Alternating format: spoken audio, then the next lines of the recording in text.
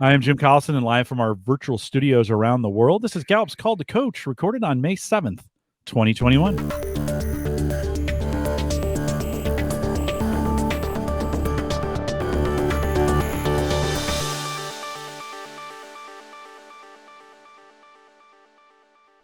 Call to Coach is a resource for those who want to help others discover and use their strengths. We have Gallup experts and independent strengths coaches share tactics, insights, and strategies to help coaches maximize the talent of individuals, teams, and organizations around the world. If you're listening live, I'd love to have you join us in our chat room. There's just a link right above me there that'll take you to the YouTube page. Sign in to with your Google account, and we'll get you there. Or if you're listening after the fact and you have questions, you can always send us an email, coaching@gallup.com. Don't forget, subscribe on your favorite podcast app or there on YouTube. A great way to keep up with everything that's going on with Call to Coach. Dean Jones is our host today. Dean's the Global Talent Development Architect and a Senior Learning Expert for Gallup. He's also the Chair of Gallup's Diversity Council. And Dean, it's always great to have you on Call to Coach. Welcome back. Thank you. Thanks for having me here. Dean, we've been doing an extended kind of 3-part series as we think about salespeople, which I think is just a huge, we couldn't have picked a better topic going into recovery as we think about what's going to be really important going ahead. We're going to need to start selling stuff again. And I think this is one of those areas we think we can just hire salespeople and just give them a few, give them a SKU list and say go. But I don't think that's necessarily true. Why don't you spend a few minutes catching folks up if they just joined us here, catch folks up on what we've talked about in the past, and then we'll dive in. Yeah, no, that's great. And I think I posted on LinkedIn yesterday. I love salespeople. I love working with salespeople. When we were thinking about what to do next, I was thinking about what do I want to talk about? I spent, for the early part of my career, I was actually in sales. I did sales myself, and I was actually responsible for managing salespeople. And then in my career at Gallup, I spent a lot of my career at Gallup working with our business development folks and our consultants that work with clients and like that. And I just think, there's just something about salespeople. And I think this is going to be a funny way to kind of back into this, but I think sometimes when I see coaches working with salespeople where the coaches are trying to map their own instincts about working with people on salespeople, and they're squashing their talent. You know what I mean? And so it's like they're trying to make salespeople into coaches, or they're trying to make them into managers, or they're just trying to make them generally into more sensitive human beings. And I think that there's a particular, not that salespeople aren't sensitive, but there's a particular talent that people have that are particularly great in sales, right? That drive, the ego drive, the strength, that self-assurance, all those kind of things that make somebody really great, that whether it's fueled by belief or whether it's fueled by significance or fueled by competition, all those things that make somebody really great in sales, right? And I think what I've seen great strengths coaches be able to help salespeople harness all those talents and use them in a way that's really productive, both for the salesperson themselves, the organization they work for, and for the client, right? So that everybody gets what they need. And so a lot of this series is hopefully kind of talking a little bit about this world a little bit, so that if you're a strengths coach and you're working with people in this domain, you feel like you can navigate this world a little bit, right? One of the questions we've been kind of kicking the can down the road here is, do you need to have sales experience in order to coach people in sales? Right. And I've been, every time I've said, hey, I think we'll tackle that, and then we didn't tackle that. Let me tackle that up front here. And by the way, I'm going in completely out of order from what I said we were going to do here. Okay. So I don't know why. I'm just talking here. So you just guide and direct. Okay? Sounds good. Keep going. But I think it's one of those things where I don't think you necessarily need to have sales experience, but I think you need to have experience working with salespeople. Right. And I think that I think it's a hard thing. I think it certainly helps if you have sales experience yourself. And particularly if you have sales experience and you were good at it, you know what I mean? I think that is particularly helpful. Sometimes it can blind people. People that I think don't have the benefit of strengths can say, oh, you should just do it like me, or this is the way to be. right? I think if you're a strengths coach, we assume that you got enough wherewithal that there's many different ways to accomplish a result, and you're cognizant of that. So we don't have to tell you that piece, and that salespeople can be successful using their unique combination of strengths, whatever that may be, right? Dean, does it need to be successful sales experience, or because I was in sales, I've done Yeah, sales. I don't think I was very good at it. I have a different kind of influence, influencing themes. I'm a terrible closer, but I'm really good at generating kind of interest and those kinds of things.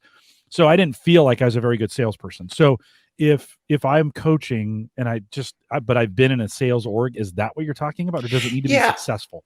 I think you got. So here's like, I don't want to put too many qualifiers on this, right? I don't think you have to be some crazy rainmaker. Let me just be clear, right? But I do think you have to have, I think it's useful if you've been in that world and you've had some success in that world. And I don't mean that, what you said, Jim, I would qualify as having some success in that world, right? Yeah. I think if you were in that world and it just totally mystified you, I wouldn't coach salespeople. Right? Yeah, I could do it, and I was okay. I was okay at it. Yeah. I was never on the top of the list, and it's not a vocation I naturally gravitated towards. But no, just some clarification, because I think it is like, hey, I have to be a top salesperson to be able to coach. I don't think that's what you're saying, right? Yeah, exactly. Right. That's exactly right. And it also might be that you've worked with salespeople, so you got some appreciation for the sales process and for who salespeople are and the different types of sales. It's some of the kind of topics that we've talked about in this series. So I think it's you want to, the point really is you want to be somebody that you've got enough experience in this world that you're credible, right? And that how to kind of navigate this world. You've thought about it, you've talked about it, you've got experience with it, around it. So you've got some exposure that supports you. And also, I think the big thing is just having some appreciation that for the kind of talent it takes and the kind of drive it takes to be successful in this. One of the things we talked about in the first session, and I think we reiterated it a little bit, but we know that there's certain talents, there's certain things that we would consider talents and strengths that you need to bring to bear. You got to figure out some way to have your own drive and motivation, and that drive and motivation has to be primarily intrinsic, right? And so it's got to be something. When you look at sales, you've got to be, as a salesperson, to be successful, you got to find your drive somewhere, right? You got to have some level of competitiveness, right? So, and again, it may not be driven by the theme competition. I want to be careful here. It might be driven by something else, your achievement drive, for instance, or your significance or something else, right? You got to have a level of high confidence, right? If and we talked about this. I think people in the chat kind of picked up this in our previous sessions. You got to have a certain amount of swagger. You gotta have belief in your product and the impact that you're having, and like that. I will tell you, I think over time, as I'm a guy who's been around sales for like the better part of 25 or 30 years, right? And I think that shifted for people. I think a lot of times it was a lot of convincing people and trying to sway people and influence people. I think that a lot of the swagger now that you see in business development people now, or in salespeople now, comes from their belief in the impact, right? Or their sense of mission and purpose around the work around what they're selling. So I think the tone of it has changed slightly, right? You got to have a desire to influence people in whatever way you do that. And that might be through your influencing themes, but it also might be through execution themes or relationship themes, right? However you're thinking, right? Depending on the type of sales that you're doing and the type of industry that you're in. It also, you got to have some ability to set up, organize, and manage your work. So you got to have that piece. So those are some of the things you got to be able to do. And you think about those as the job demands or the needs of the job, that in order to be successful in the role. A good coach will help somebody figure out, how do I use my unique combination of strengths to be able to address that, right? We talked in a prior session about 3 types of sales, and this is, again, broad. But we talked about these three types of sales, and I think it's useful to know because the requirements of each type of sales are different. So we talked first about product sales, which is tends to be highly transactional. And it's really where you're selling a standard product or service to an individual or a decision maker in an organization, right? Tends to be a quick sale, may not be a very protracted sale. Sometimes if you look at some other types of sales, the sales process can be months and even years. In product sales, it's typically fast. I'm laughing because, Jim, you bought a new car just recently. Product sales, right? So it's a conversation or a couple conversations and you're done and you're on to the next one, right? And so that ability, one of the things we talked about is that ability to create relationships quickly, to have the thinking themes, to understand matching. Matching is like, who is this person? What are their needs? What are the requirements around it? Here's the product. Here's how the fit is going to work on that. So to have enough of the thinking to be able to do that. And then enough of the influence to be able to move people to action quickly, whether that's through relationships by establishing trust. It may be through something else, but you're able to move people to action quickly, right? The second type of sales that we talked about were solution sales, and that's where you're really solving a problem.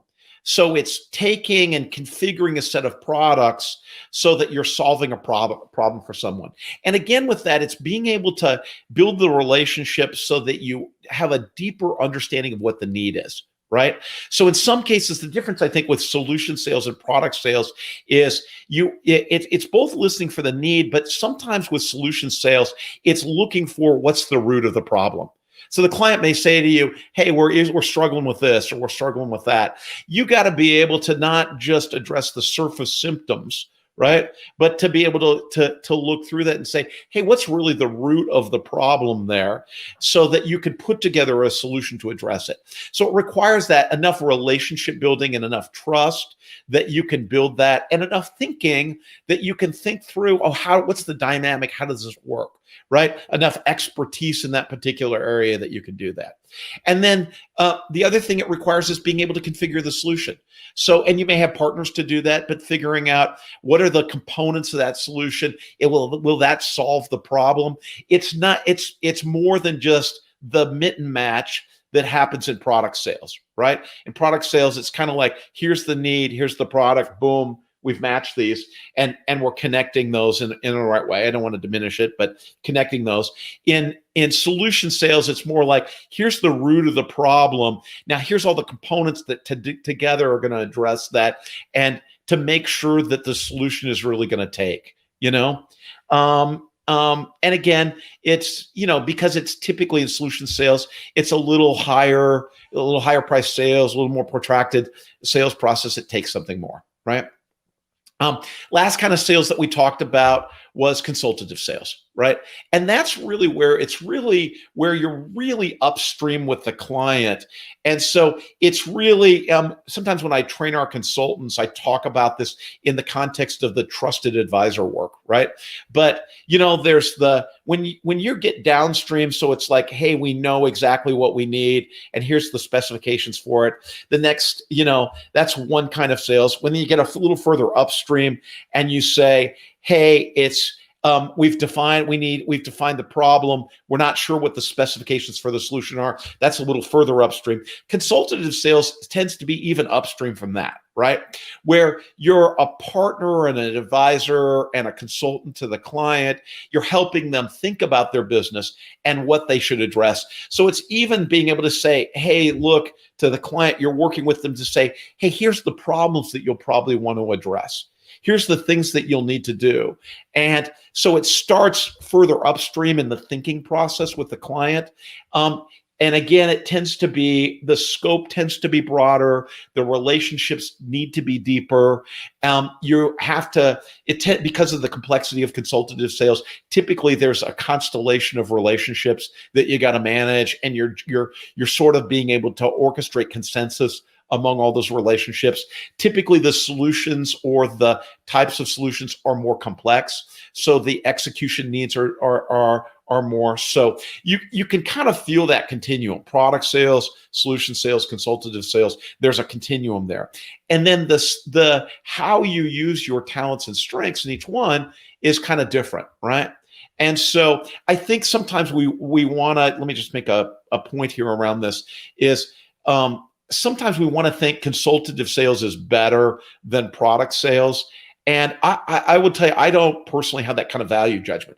I do think there's more complexity with consultative sales, but transactional sales, the volume and the cadence of transactions that you have to do, the ability to create relationships quickly, the ability to and establish trust, the ability to do that quick matching also is demanding, right? It's just demanding in a different way. So sometimes it's helping salespeople to know along that continuum, where do I belong, right? What do I do?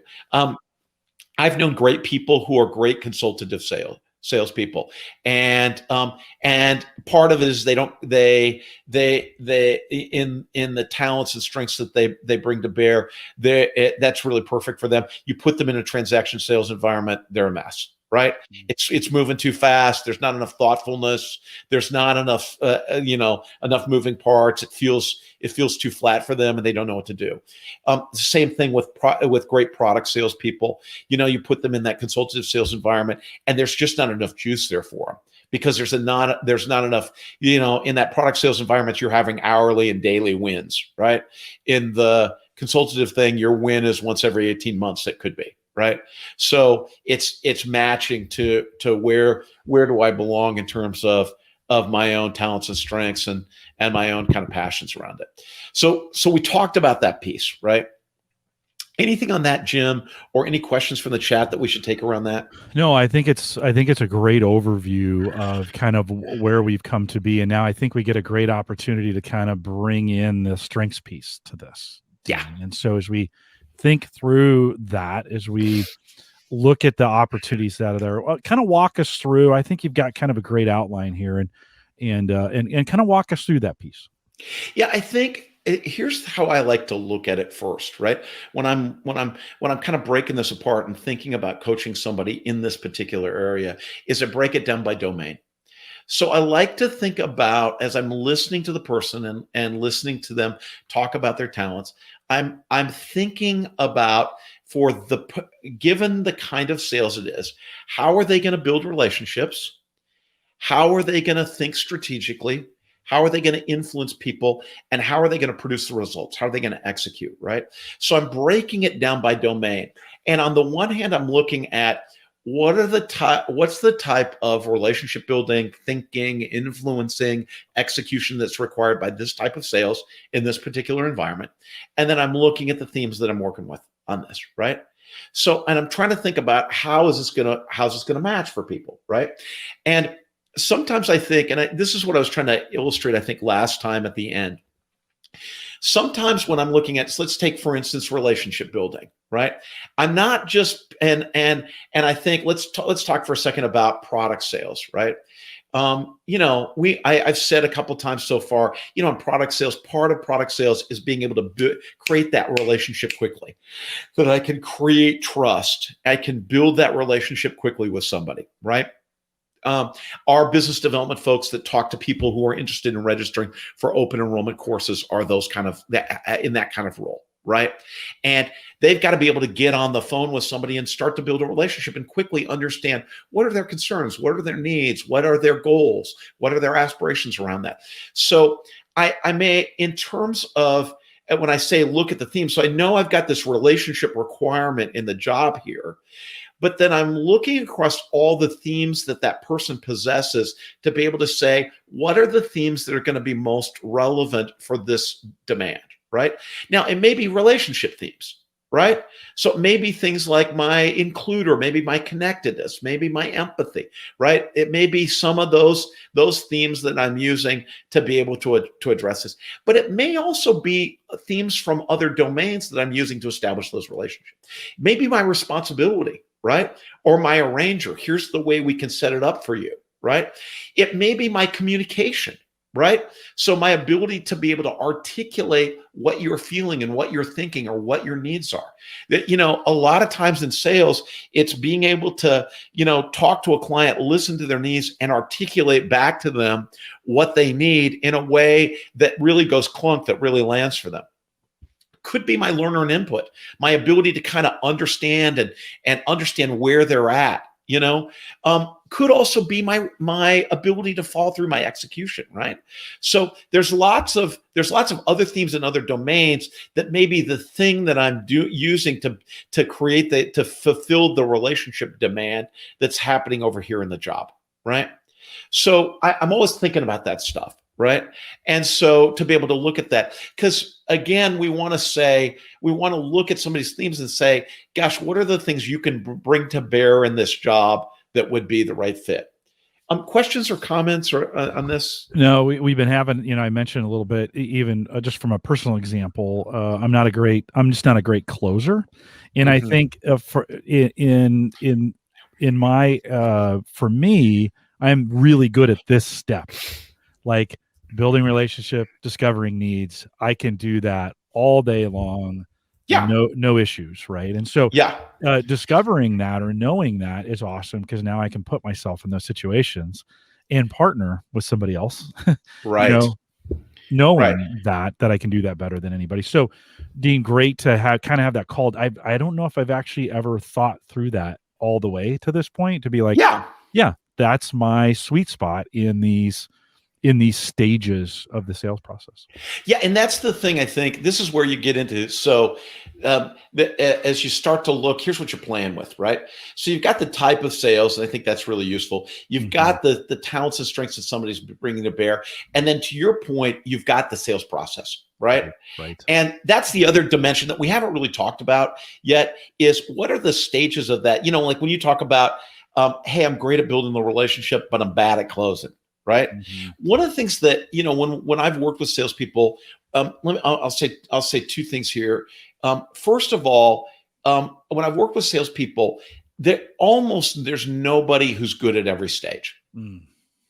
Everybody's got strengths and weaknesses relative to each stage of the process. There's things where they're great. There's things where they're weak. Right.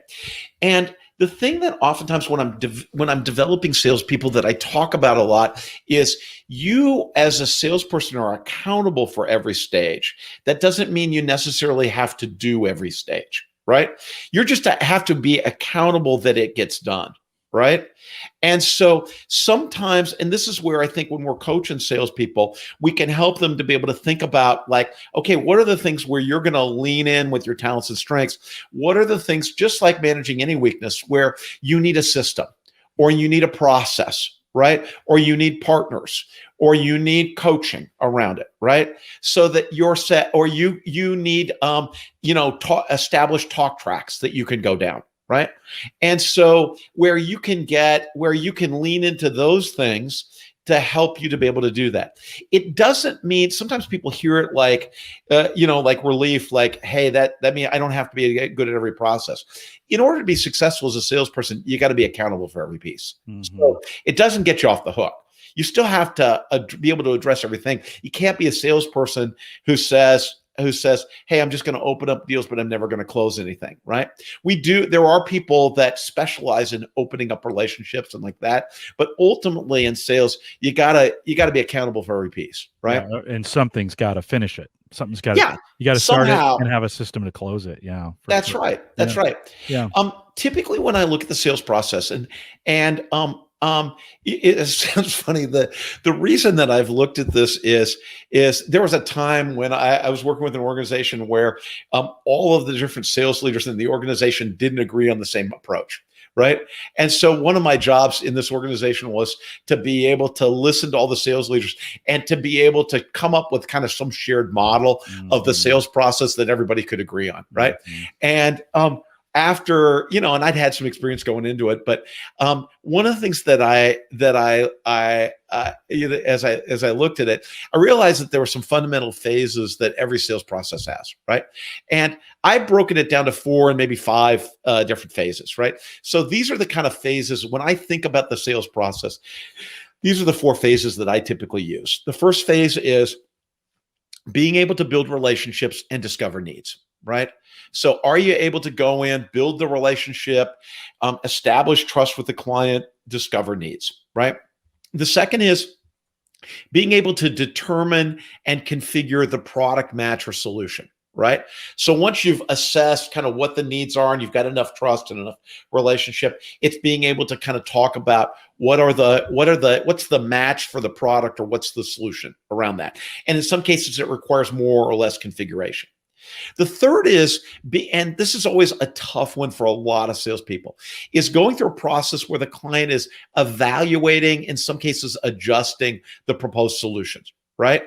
So you go through this period where after you've kind of figured out, okay, yeah, this looks like the thing, the client's got to poke at it a little bit. Right. So they got to evaluate it and, adjust it and like that. And you look at, okay, do all the pieces work? Right. And sometimes you adjust it and say, hey, we're not going to buy this now.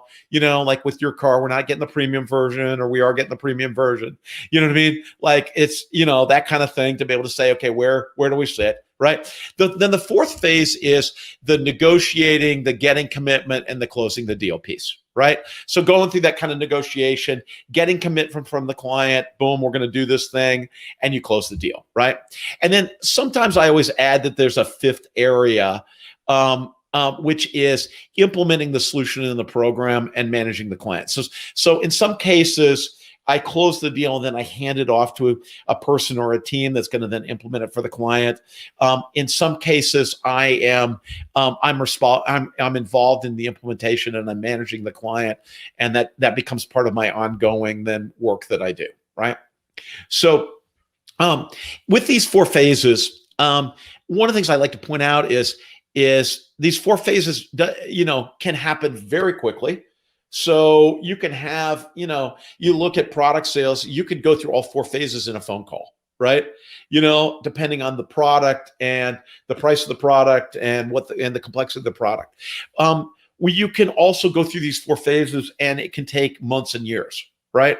So, in some consultative sales, this can involve hundreds of people, influencers, decision makers, advisors on the client side, on the provider side, that you've got to orchestrate in order to kind of bring the thing to fruition, right? So, if you're in, for instance, selling ERP systems, for instance, this can be a very protracted process, right? Of lots of people going through it and figuring out what's the right thing. So I thought I'd talk about each one of them, and particularly the reason I want to talk about each one of them a little bit in this sales process is just so you get a sense of the talents and strengths that you bring to bear there, right? So in the first stage, that stage around building relationships and discovering need, that's the early stage, and it's really about establishing relationships and building trust. Right. I like to talk about it like you're building situational awareness. You know what I mean? I don't know where I picked up that phrase, but it's like you're really aware of what's happening. Right. And I always say, great salespeople in this have done lots of research. They know, they've done lots of research. They understand the buyer. They understand the company. They understand the products. In some cases, they understand the financials of the company. They understand the industry, right? And the more that they've done this, the more expertise that they have, right? And a lot of what happens in this phase is you're out to really work with the buyer to really understand who they are, what they need, what their organization needs, like that, and to be able to really uncover those needs, right? I think I always, when I'm coaching salespeople or when I'm talking to salespeople a lot, I always say that the relationship really starts with the first confession, right? Like the first time, I don't know if you've ever had this experience, as a guy who's been in sales, sometimes you get on the phone, somebody says, hey, I really want to know about this, or I really like to talk about this. And you start asking them questions and everything is great. Right? Their life is great. Their company is great. The world is great. There's endless money and resources. There's no problem here. Right? You know what I mean? And it's hard to then start to get into, well, what are the needs? What's driving this purchase? What's behind this need? Right? And that the relationship, the trust really starts with the first confession. The first time they say, well, we really are concerned about this, or we really got a problem with this, or I really want to, I haven't been able to see how to do this, right? So the first time there's a confession, you start to see, okay, now we're getting into the world of what the problems are and what the needs. And I know when that happens that I've established enough trust that people feel like they can share that with me. You know, you know, for the most part, like I always say that crazy people, only crazy people tell their problems to total strangers, right? You know what I mean? You're riding the subway or like that, and somebody you doesn't know comes up and just starts to burden themselves with all their problems, right? You know what I mean? It's really like, I've got to have some relationship. I got to have some trust, right? Before I start to share what my problems and what my burdens are around that. Well, and sometimes you have that you're in that place where you don't know them, they don't know you, so they can open up to you because you're not a known entity. Yeah. And so if you can establish that trust quickly, Yeah. then there's some great opportunities there, to listen, because they're not sharing it with somebody that's close to them, right? You're outside of the situation, right? To be able to see that, and particularly if you have expertise. By the way, I hope, I don't mean to diminish anybody who struggles with mental health issues. So I don't want to. I know sometimes when I'm being flip, I don't want to diminish anybody that is struggling with that stuff, right? So, but the intent here is that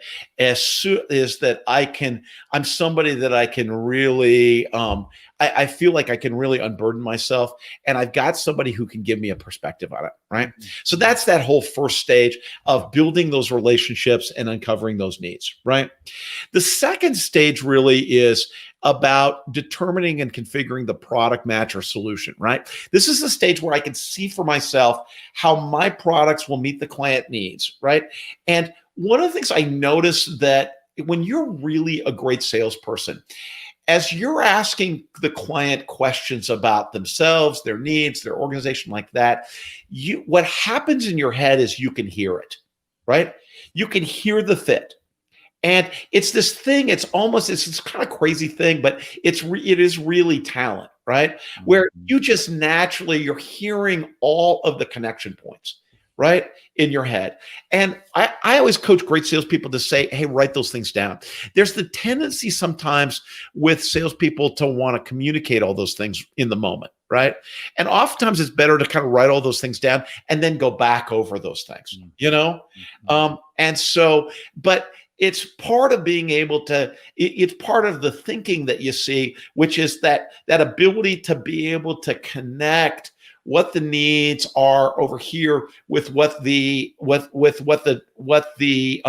offering is over here, right? So we're matching those things.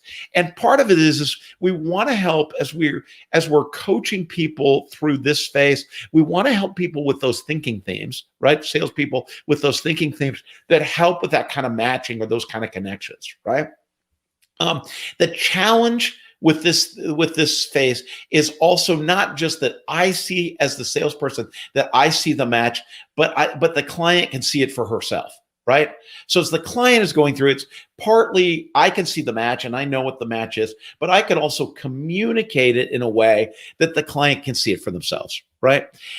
It also may be an iterative process, right? Where we start to, depending on the complexity of the solution, we start configuring the product set, or we configure the solution to make sure it's right for the client. And we start to kind of go back and forth where we're editing that, right? But it's this whole phase is really determining and configuring that product match or that product solution, right? So there's that whole piece, right?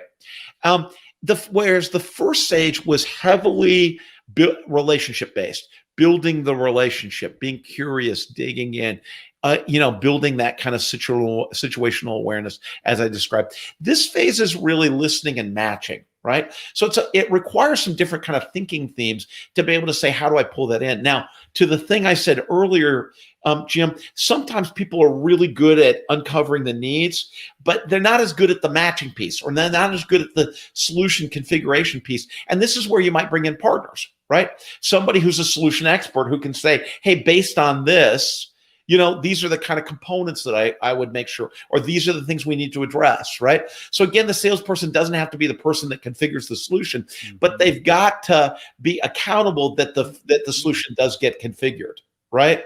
So they've got to be accountable that somehow that gets done. right? Um, Third one is evaluating and adjusting the proposed solution. This is the one where I think sometimes salespeople really struggle, right? Because you start that first stage, and there's in that early relationship stage, you're building the relationship. It's kind of like dating, right? You're getting to know each other. You kind of like each other. You start to kind of fall in love, right? Then you start in that configuring the product match or configuring the solution thing. You're talking about the future, right? Someday we're going to buy a house. We might have kids. There's definitely a Labrador in the picture. You know what I mean? Like, there's all that stuff, right? And so then you hit this evaluation stage and the tone changes, right? Mm-hmm. It's all of a sudden like, I don't know if you're the one after all, right? You go through that evaluation stage, and this is every responsible client goes through this, right? Mm-hmm. You buy the car, Jim, you kick the tires, right? Right. You go for the test drive, right? And that's really what this is. It's like, hey, can you support this from a technology standpoint, mm-hmm. right? Or does it really include the content? Or how do people who've done this course, what ends up with those people, right? How well have they done, right? So you go through this period where the client is asking all the tough questions, right? And there's all this skepticism. And sometimes I think for salespeople, particularly salespeople that are really high relationship, the big woo dogs like me, right? You get to this phase and it feels like, hey, the whole world changed, right? Mm-hmm. But one of the things we have to help salespeople with during this period is this is a normal part of the buying process, and in fact a healthy part of the buying process. Right. I had this one I will tell you this funny story from years and years ago. Right. I was selling corporate clients on a learning solution. Right. And I was just about to sell this big deal to this big hospitality company. Right. And I was working with the person that was head of their learning and the person who was head of OD and and we're in the home stretch. Right. We're about to close this deal. And I get a call from the gal who is head of OD, and she says, "Hey, can you come over to our office? We want to talk about this thing." And I thought, "Oh no, this is not a good sign." And I said, "Well, what's up? What's happening?" And they said, "Well, we realized that as we started to kind of go through this, we like you, we like the company, we like the solution, but we realized the main reason that we want to buy this is just because we like you so much, and we actually need to be able to address some of the questions that are coming up from other people, right? You know what I mean?" Right. And I realized, like, in the long run, that wasn't a good thing, right? I had wooed them into the solution, but I hadn't equipped them enough to be able to navigate this evaluation stage, right? Yeah, it was great learning for me as a salesperson, right? They were buying you.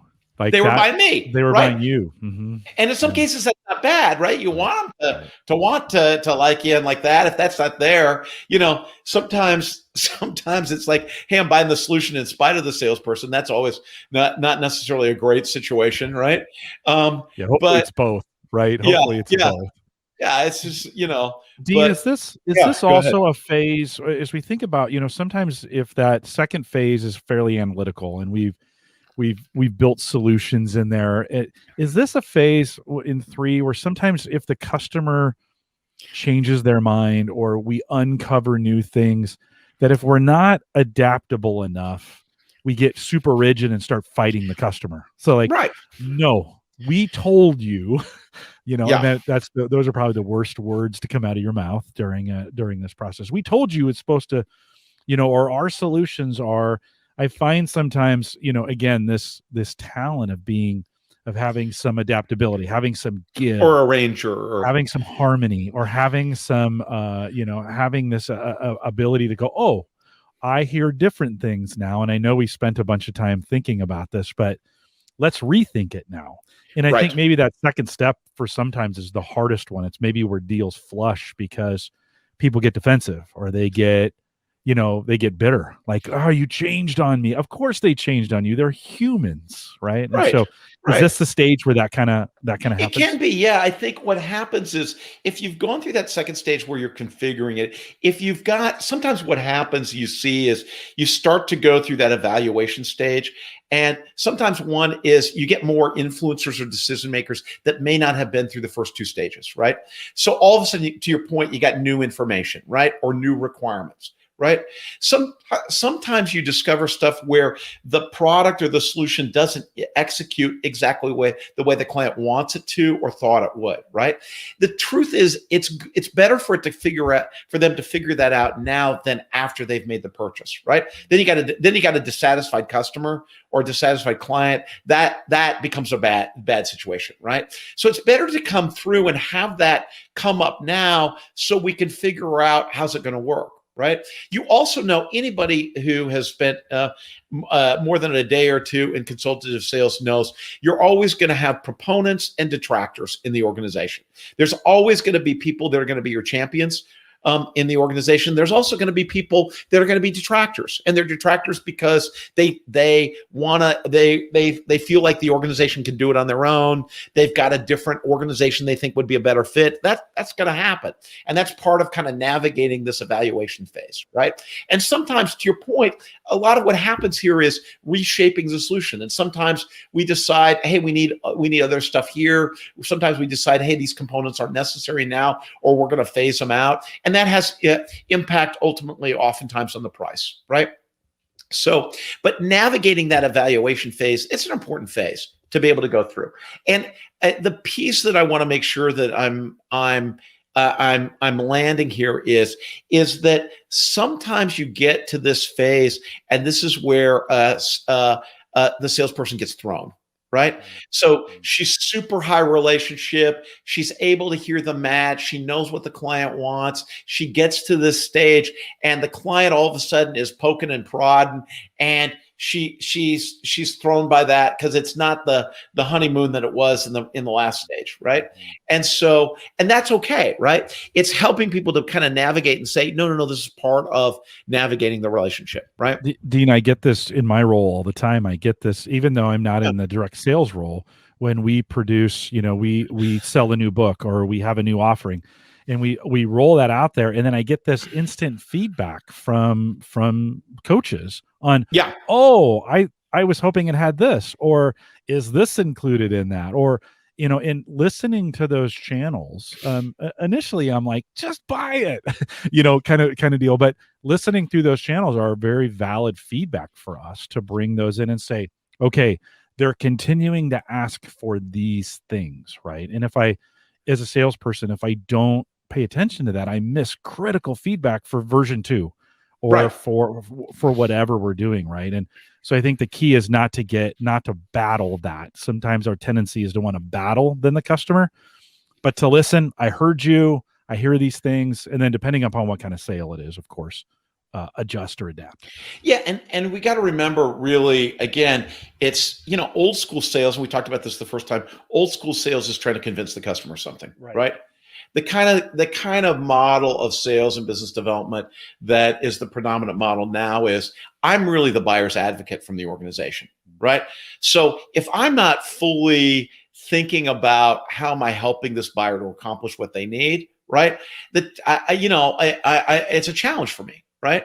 So I got to really help the buyer to understand. It's like, so when that new information arises, it's like, hey, this is good news. We're finding out more. We're getting in deeper. Right. Or, hey, look, we need to figure this out. Right. That should be good news. To land this in the conversation around strengths coaching. And this is where you need to help people. And sometimes it means, hey, managing your woo as you go through this time. Sometimes it means managing your includer. Right. Sometimes it means thinking about, the leaning into some of your other themes that you need might be your responsibility, so that you're responsive to what the needs is. Might be a little bit about your analytical, right? Some of your thinking themes to be able to turn on, turn on that learner and input, right? So to be thinking about how can I be understanding more here? Right. So it's adjusting, I think, some of the dials, right, to make sure that we've got the right combination of themes that we're leaning in during this phase. Right. Last phase that we talked about was negotiating, getting commitment, and closing the deal. Right.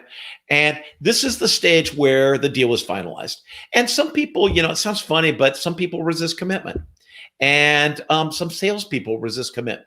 Right? Because there's a certain finality to it, right? But during this time, the idea is how are we figuring it out so it's a win-win, so we can make sure the deal gets finalized and we can move to execution. So sometimes, depending on the type of sales, there's a significant negotiation around this, and there's some strategic navigation with the inside the organization around the decision makers and the influencers. Sometimes it's just simply a matter of saying, hey, to the person who's buying the product, hey, do you want to do this? Right? Hey, is this the right one for you? Yes or no? Right? I find that during this time, that as we go through this, they're typically prior to the commitment, there's that period of kind of working out the logistics, right? Is there the money piece, the price, the money, the financing, all that kind of stuff, the timeline and the delivery dates, the components of the solution. There's some of working out the right resources. There's some of that resources. So after, and typically how it kind of flows is you've completed that evaluation phase. You can kind of tell all the signs are coming in good. Yep, this is the right thing. And the conversation kind of shifts into working out kind of the logistics, right? What's this going to cost? When are we going to pay for it? When are you going to bill us? Is it this calendar year, next calendar year? When are we going to deliver stuff? What resources are we going to need? All that kind of stuff. You start to move into that logistics conversation that, some salespeople call these buying signals, right? This is that we're starting to confront the execution of the thing, and that leads us up to the commitment, right? So, great salespeople, as they move through this conversation, with great salespeople, each stage moves organically to the next stage. You build the relationship and the trust. You have a deep enough conversation about needs. It automatically flows into thinking about what's the product or the offering, where's the match. You talk enough about the product or the offering and the match, it flows naturally into the kind of questions that you'd have to evaluate the solution. The evaluation piece gets satisfied. It flows naturally into the kind of logistics around execution that signal, hey, we're getting close to a commitment here. And then we moved, there's a point where we just say, okay, it's time for the commitment, right? So I think it's helping, as to kind of come full circle, it's helping each salesperson to think about what are my talents and strengths, and then how do I bring them to bear at each phase of that sales process? So I'm using the right talents and strengths that facilitate the buyer moving forward, right? That's what we care about. The buyer moving forward, continue to engage in the process, moving forward with the process. How am I using my talents and strengths to be able to do that? How am I managing the talents and strengths that I might have that would interrupt that or derail that in some way, right? And then what other support or resources do I need? Do I need other experts? Do I need a system or process? What am I doing if I don't necessarily intrinsically, my natural talents don't lend me to this? How am I managing that so that the buyer's getting what they need during this phase, right? So I think in coaching salespeople, it's useful to look at each stage, look at what themes they're using. I also think it's useful, and one of the things I suggest doing, just like we do with, gosh, in so many other areas, is to do a little bit of win-loss analysis. Is have that salesperson look at what are the deals you won. Now let's look at them through this lens. What worked at each stage of the process? Where did you see yourself using your own talents and strengths to advance that? Right? What were the things that you leaned into? What was the support that you needed? And where did you get that support? Let's look at the things where you lost it. What stage did it get derailed in? Was it early in the process? Was it late in the process? Right? What was missing there? Oftentimes the toughest question to ask is what was missing, right? Not what went wrong, but what was missing that would have made a difference there. Now, how can we make sure that gets provided next time that comes up? Right? So I think that kind of win-loss analysis through a strengths lens, I think is very, very useful, right? So let me just pause there, Jim. Comments that you have or questions from the chat around this? We've got a couple. Tish had said, kind of back to your, if the customer or client's buying the salesperson, or they're buying it in spite of the salesperson. Yeah. Though that both cases typically lead to problems. Is there a wise way to protect the future relationship in that case? And as we approach this, Dean, any thoughts on if we get that if the salesperson's getting in the way, so to speak? Yeah, I think here's the thing, and I think this is where we all have to, be mature and wise about it, right? I think typically, there's for people that work in sales. Most people who work in sales genuinely like human beings, right? And they like working with people, and they like being able to do that. They also oftentimes have a lot of passion around the product or offering that they've got, right? If they don't, I think you don't end up having longevity there, and you go figure out something else to sell, right? The one thing that I will tell you is everybody doesn't like everybody else, right? It's just natural, and we see this in a lot of areas, but you see this particularly in sales, is just because you're a good salesperson and just because you love people and just because you got passionate about your product doesn't mean that every buyer is going to go, it's good, you're going to click with every buyer. And that sometimes the best thing a sales manager can do is to say, hey, you're not clicking with that buyer. You know what I mean? We're going to, like you should hand this off to somebody else. You should go work with this other person over here, right? That's always hard for salespeople, particularly if it looks like it's going to be a great deal. It's always hard for salespeople, but you don't want it to be this thing where you as a salesperson are getting in the way of the deal getting done. So you got to be, you got to have a certain level of trust and longevity that, that hey, this is going to be okay. Does that make sense? Yeah, no, right on. Johan asked a great question too. Yeah. We know that team engagement, that the manager dictates or influences up to 70%. How important is it, Dean? And we haven't run numbers exactly on this, but Yeah. talk a little bit about great managers having great sales managers. Yeah, I think great sales managers make all the difference in the world. So, and I will tell you, one of the beautiful things, and Johan, kind of coming full circle in this series. It's one of those things. One of the things about sales that is so incredible is it's so easy to measure performance. Through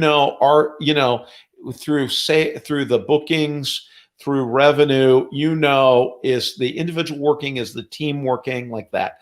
And we know that sales managers make a huge difference. Having a manager that can support and engage that person every day. So somebody in my career told me that sometimes that managing salespeople is like managing thoroughbred racing horses, right? They're a little high strung, but they're oriented around performance, right? And they have a career that's got a beginning, a middle, and an end. And it's really being able to maximize every stage of that career for them, right? And who does that is a great sales manager, is to really be able to help that salesperson really be successful and be successful and kind of get up under them so that they can be somebody that they can really use their talent in a meaningful way.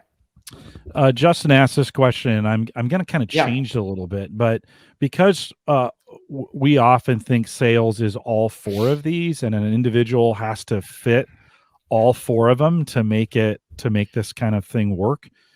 Yeah. Justin's questions is around: are there any thoughts on coaching people who are charged with selling products that they don't really believe in? And is it?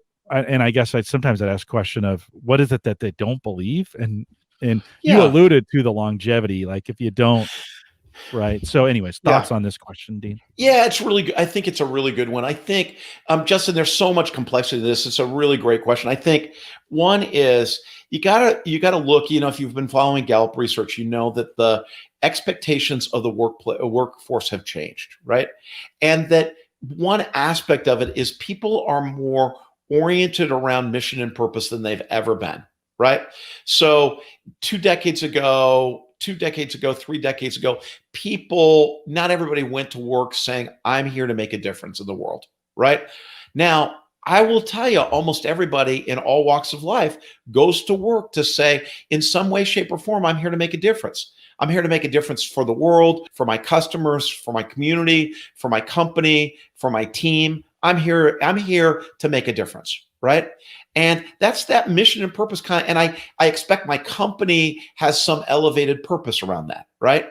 And so, you see that. So that context is there in the background now in a way that it wasn't. So that belief in the work that I'm doing is more important. Now, I will tell you, with almost every product, almost no product nails it 100% of the time, right? And you want to believe in your product, but there's so many products that they nail it most of the time, but not all the time. So I think it's unrealistic to say, gosh, I'm going to go sell a product that every single time is going to nail it, right? There's always going to be problems. There's always going to be complaints. There's going to be stuff that doesn't work. It sounds funny to comment on something that's happening in the news right now. Peloton is going through this difficult time, right? Where they've got this treadmill, and certainly they are not the only company that has had difficulty that has sold treadmills or where treadmills have caused issues, right? And they just made the very difficult decision to be able to recall all of these. But I'm watching in social media all the people now that are confronted with, do I return this treadmill or not return this treadmill? You got to have a huge amount of empathy. It's a really challenging situation, right? And this is an organization that's very oriented around making a difference in the lives of people, right? Yeah. So if you're selling Peloton treadmills right now, or if you're a customer of those treadmills, you're dealing with that. So it's just an example in the news of the kind of thing that's happening right now. And even with some of those high passion products that attracts high passion customers. And right. So it's going to create high passion transactions, right? Or high passion conversations that go on there.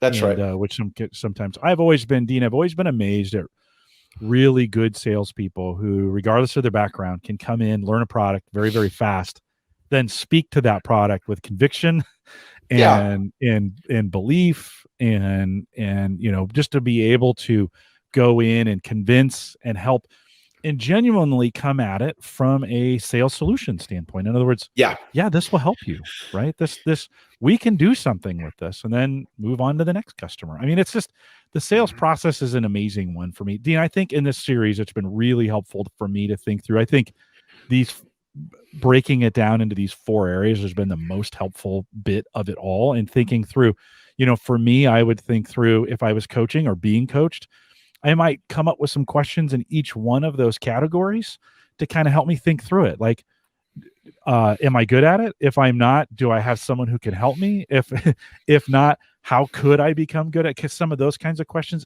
Can a coach is that a framework that would work?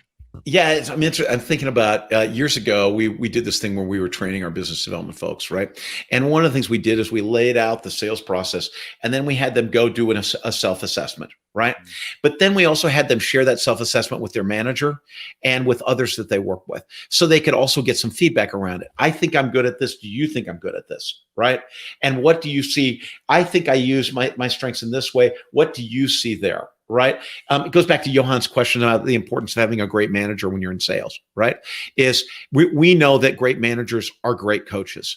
And when you're in sales, it's wonderful to have a great coach. It makes all the difference in the world to have a great coach, right?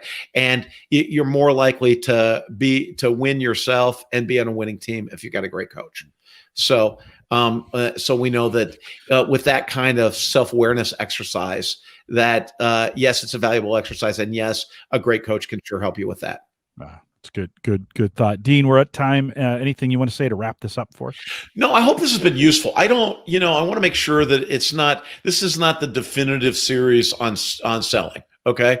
I think that this has been, I think in these 3 sessions, we've tried to just explore this in some different ways. I've worked in this area for 25, 30 years. I have a lot of love and passion for it. And I'm endlessly fascinated by the power of people using their talents and strengths in this area. So hopefully this has been it's been a great discussion in this area, and hopefully it spurred some of your thinking as you all go out and then work with people, and particularly salespeople and organizations. That's great. Thanks for doing it. Always look forward to these times. I learn a ton. Best part of my job, I don't have learner, but the best part of my job is I learn so much just by spending time with you and all the great hosts that we have here on Called to Coach. Dean mentioned several times the other parts of the series. If you're listening to this and this is for the first time and you're like, where are the other, we'll link those on the site there at gallup.com. So if you go to gallup.com and on this, for this session, we'll have all the links to part 1 and part 2 available there. By the way, you can take advantage of all those resources. Go to gallup.com/CliftonStrengths. We post all these webcasts there.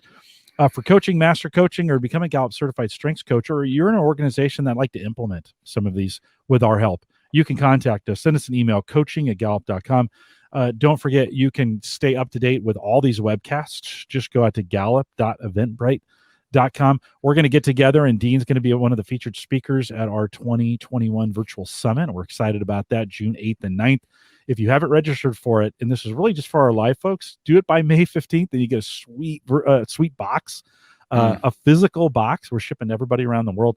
Head out to gallup@work.com, and you can register today. Certified coaches, we have a discount for you as well. You can reach out to me if you don't have that code. Join us on any social platform by searching Clifton Strengths, and we want to thank you for joining us today. Appreciate your attendance. Always great to have you in the chat room. We'll see you back for the next webcast. So we got a ton scheduled between now and summit time. So join us for those lives. With that, we'll say goodbye, everybody.